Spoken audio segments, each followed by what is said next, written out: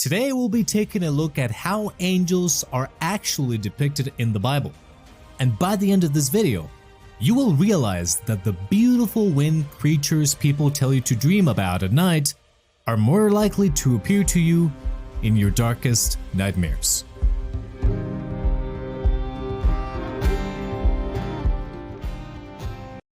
Even if you haven't read the Bible, you probably know what angels look like, or at least how they're usually depicted.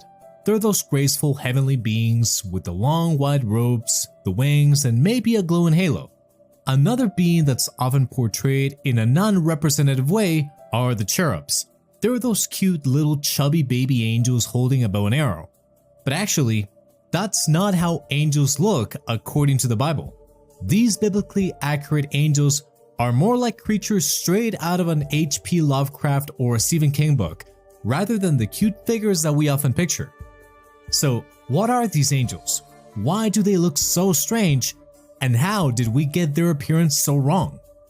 To start to understand this, we need to take a look at their origins in the Bible. Angels come from the Old Testament, which is the first part of the Bible for Christians, or the entire Hebrew Bible for Jews. The Old Testament was written in what is now Israel and Palestine between the 6th and the 3rd centuries BC, although many experts think that the stories themselves are much older. The word angel comes from the Greek word angelos, which comes from the Hebrew word malach, which means messenger. These messengers show up in the Old Testament a few times to deliver God's messages and sometimes carry out His commandments. An example of this is the angel of death in the Passover story, who killed the firstborn sons of the Egyptians, or the angel who killed 70,000 Israelites.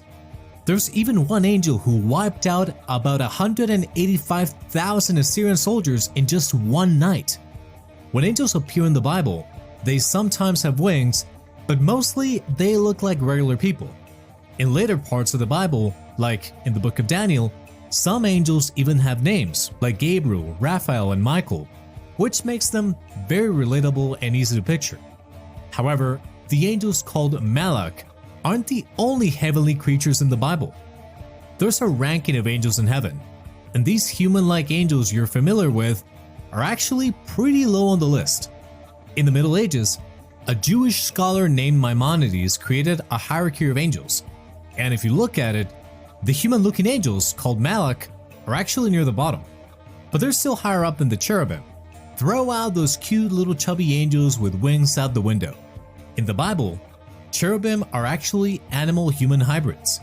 They make their first appearance in the book of Genesis, right after Adam and Eve are kicked out of the Garden of Eden.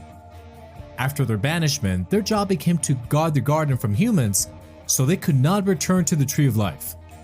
The best description of the cherubim comes from the book of Ezekiel. It starts with the prophet Ezekiel having a powerful vision, where he describes these creatures who are later identified as cherubim. In the middle of the vision, he sees 4 living creatures.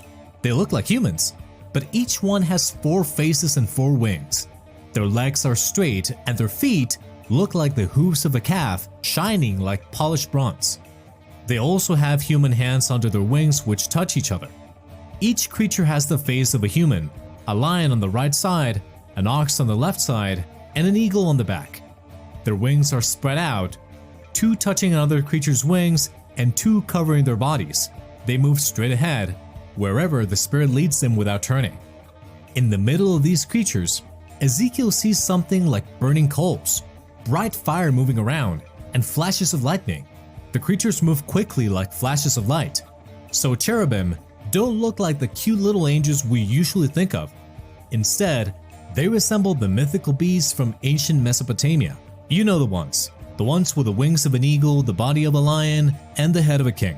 These creatures would guard sacred places like temples, palaces, or city walls, much like the role that cherubim play in the Bible. They look a lot like the Egyptian Sphinx or the griffin. Many people believe that these biblical angels came from the same mythological creatures in Mesopotamia.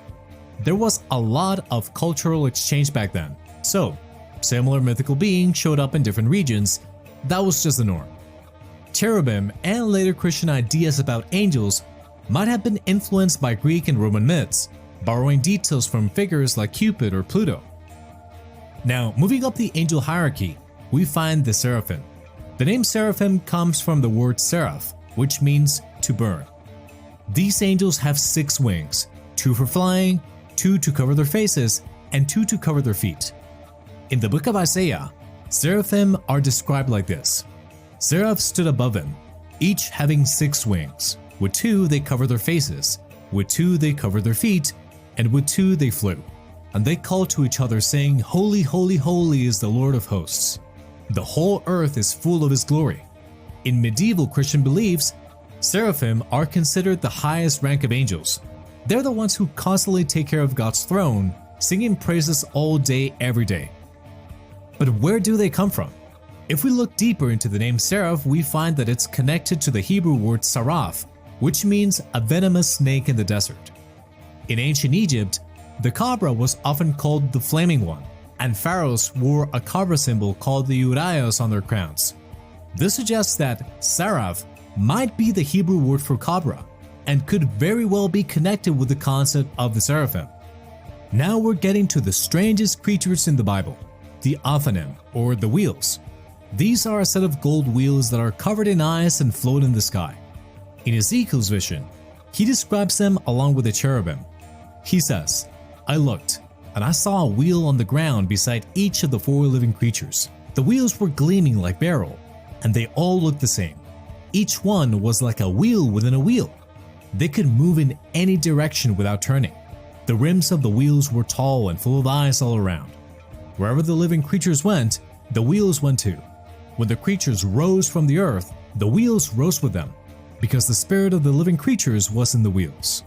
These strange wheels are meant to carry God's throne, making them some of the holiest and definitely the weirdest creatures in the Bible. Where do the wheels come from? Well, no one really knows for sure. Some conspiracy theorists think that Ezekiel might be describing a UFO because of the strange shape and movement of the wheels. Others suggest that since Ezekiel's vision seems so surreal, maybe it was influenced by the prophet using some kind of psychedelic plant. More serious scholars, however, often see the wheels as a metaphor, representing the mystery of God or some other deep symbolic meaning. But in the end, no one really knows much about these wheels. They're not mentioned anywhere else in the Bible. There's also some confusion about whether these strange creatures like cherubim, seraphim, or Ophanim are actually angels.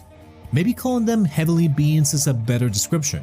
Whatever they are, the Bible doesn't only show heaven as a place filled with beautiful winged humans. If heaven is real, and you do end up going there, you might as well be prepared for what you'll face there.